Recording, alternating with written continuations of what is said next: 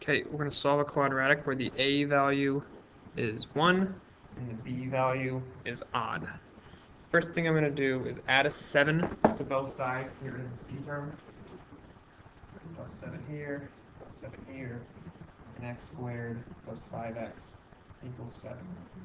Now before we talked about how you do b over 2 squared, and that's the thing that you're going to add to both sides.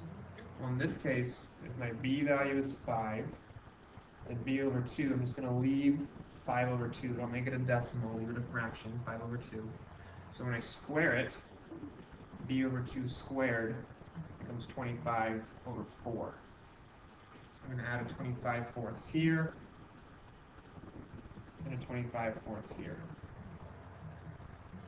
And move whatever just happened. So now we're there.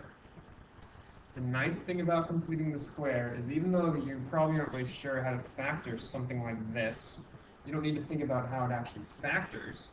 You just take the b term and cut it in half, divide it by 2, it becomes x plus 5 over 2 squared equals 28 over 4 plus 25 over 4. So that becomes x plus 5 over 2 squared equals 53 over 4.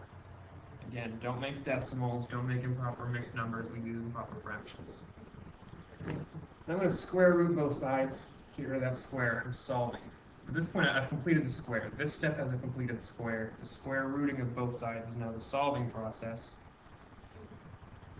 And I'm left with x plus 5 over 2 equals plus or minus the square root of 53 over 4. But the nice thing, well, I'm going to say there's a lot, the nice thing, you probably hate these problems, but the nice thing about completing the square, another nice thing, is 53 over 4 will always have a denominator that's a perfect square. I can take square root of 53 over 4 and make it square root of 53 divided by 2.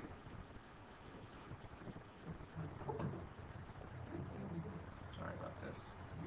I can actually just square root the 4 that I had. This 4 right here just gets square rooted. So now I have a common denominator when I subtract 5 halves from both sides. I get x equals negative, pardon me, x equals negative 5 over 2 plus or minus the square root of 53 over 2, which if I wanted to, and I actually want to, I'm going to write as negative 5 plus or minus the square root of 53 all over 2. That is how I would like your answers to look. Don't make them decimals. Make them these nice, beautiful, simple, clean fractions with radicals. That's my solution by completing the square. I'll do one on the next page also. It has a decimal. Oh no, b is already a fraction. That's right. We're solving where b is already a fraction. Still start by adding 2 to both sides. Get rid of the c value.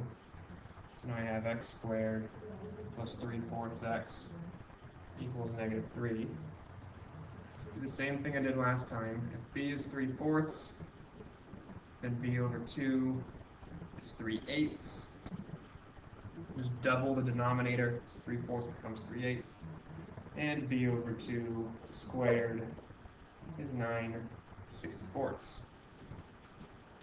So I'm going to plus, add a 9/64 here, and a 9/64 here.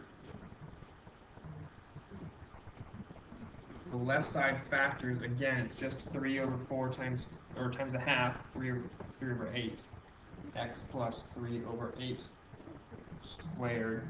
And I'm not sure what negative 3 plus 9/64 is. I'm just going to do it in my calculator.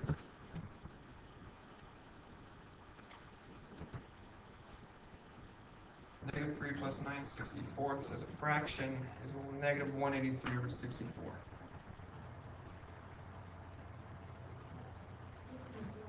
Square root both sides.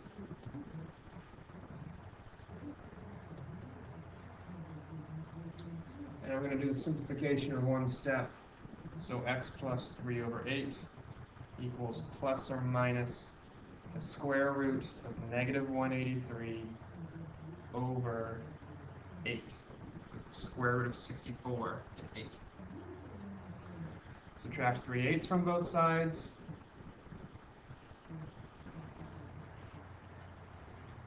X equals negative 3 over 8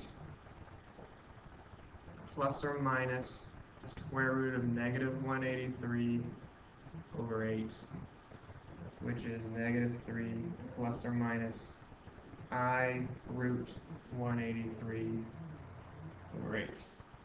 I know that doesn't look pretty, but I love it. I think it's beautiful.